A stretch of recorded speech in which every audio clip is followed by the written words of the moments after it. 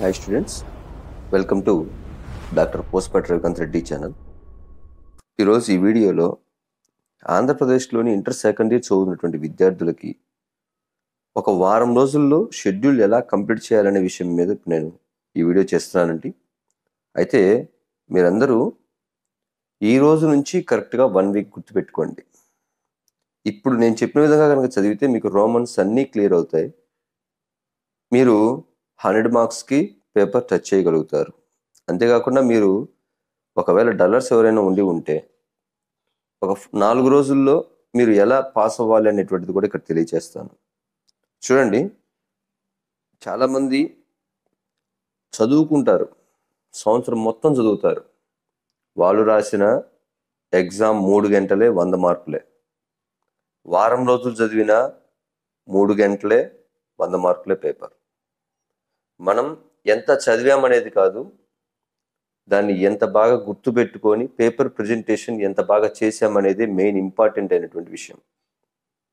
కాబట్టి నా ఉద్దేశం ఏమిటి అంటే, ఇప్పటి నుంచి ఇప్పటి వరకు మెయిన్స్ ఎగ్జామ్స్ అని ప్రాక్టికల్స్ అని హడావుడిగా ఉండి ఉంటారు. నిన్నటితో ప్రాక్టికల్స్ అయిపోయినాయి 19th.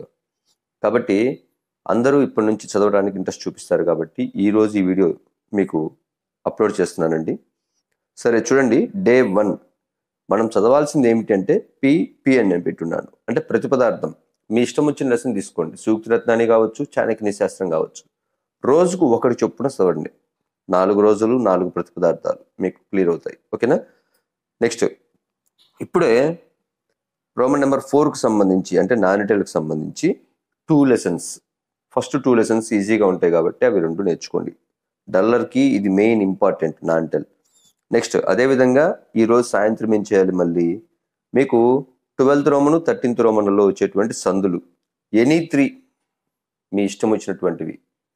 ఒక్కొక్క దానికి 4 మహా అయితే 5 ఎగ్జాంపుల్స్ అంటే. కాబట్టి 3 సందులు పర్ఫెక్ట్గా నేర్చుకుంటే మీరు 3 ఎగ్జాంపుల్స్ 12th రోమన్లో, 3 ఎగ్జాంపుల్స్ 13th రోమన్లో చేయగలుగుతారు. నెక్స్ట్, అదేవిధంగా ప్యాసేజెస్ ఏముందండి, పైన చూసి కింద రాసేవి. కాబట్టి 1, 2 అవి 2 మాత్రమే చూసుకోవాలి.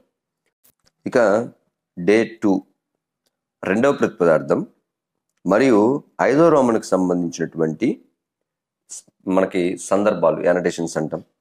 అయితే ఇవి పద్య భాగానికి సంబంధించినవి.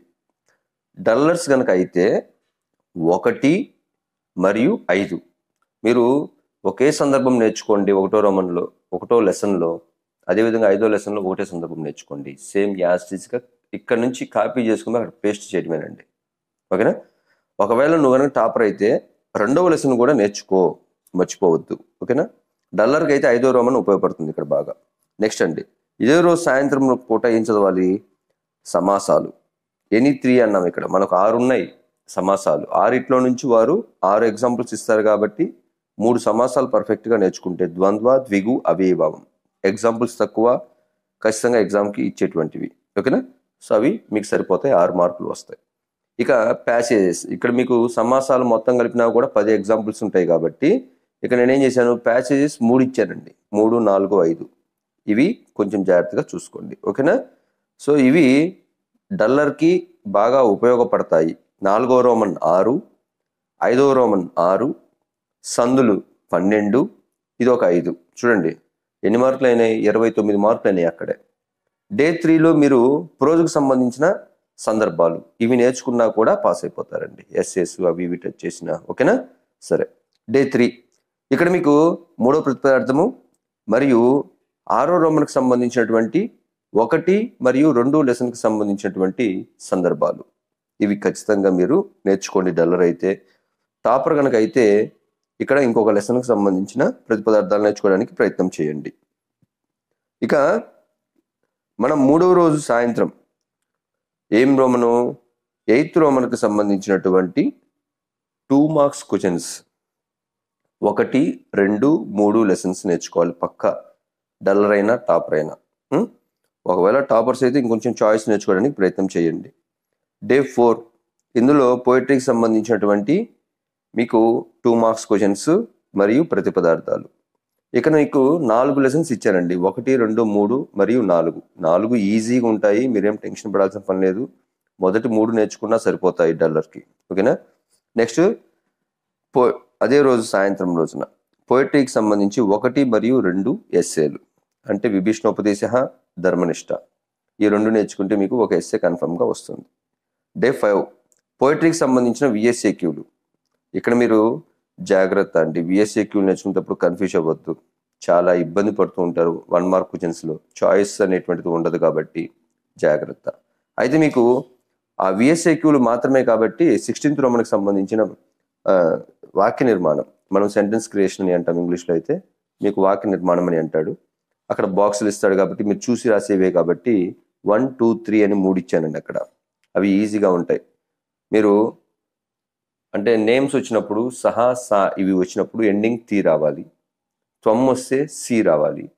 ఒకవేళ అహం వస్తే ఆమి రావాలి. ఇవి గుర్తుపెట్టుకుంటే చాలు.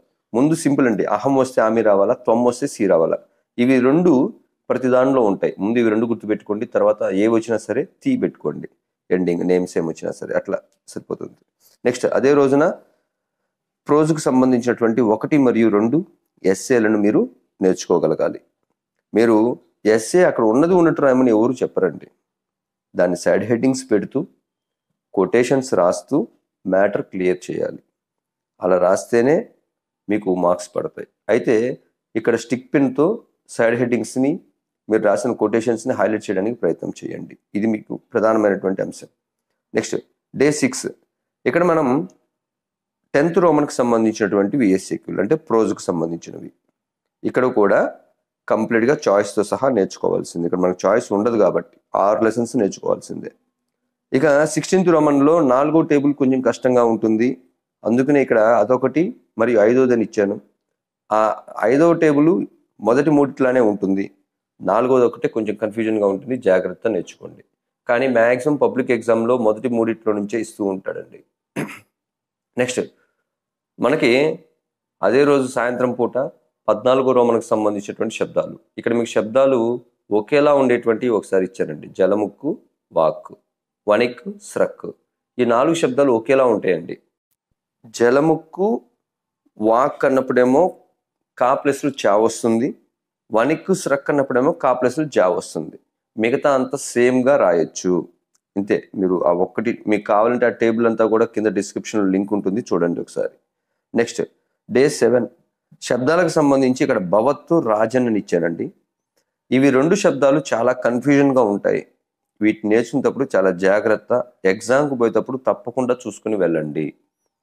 నెక్స్ట్ అండి అదే రోజు సాయంత్రం పూట సరిత్తు, సంపత్తు, ఇవి ఈజీగా ఉంటాయి. పెద్ద ప్రాబ్లం ఏముండవు. ఎటువంటి చేంజెస్ కూడా ఉండవు. ఒకవేళ సార్ నాకు పుంలింగం కష్టము అనుకుంటే నపుంసకలింగము, స్త్రీలింగమైనా నేర్చుకోండి. మీరు అట్లా పుంలింగం నుంచి ఒకటి, స్త్రీలింగం నుంచి ఒకటి, నపుంసకలింగం నుంచి ఒకటి ఇస్తారు మనకి. కాబట్టి మీరు ఏవైనా 2 టైప్స్ కంప్లీట్గా నేర్చుకుంటే మీకు మంచి మార్కులు వస్తాయి. మీకు ఏ సందేహం ఉన్నా సరే మెసేజ్ చేయండి, నేను మీకు రిప్లై ఇస్తాను. అంతేకాకుండా మన వీడియోలను మీ మిత్రులకు షేర్ చేయండి. మన ఛానల్ గురించి తెలియచేయండి. ఓకేనా. థ్యాంక్ యూ అండి. Thanks for watching.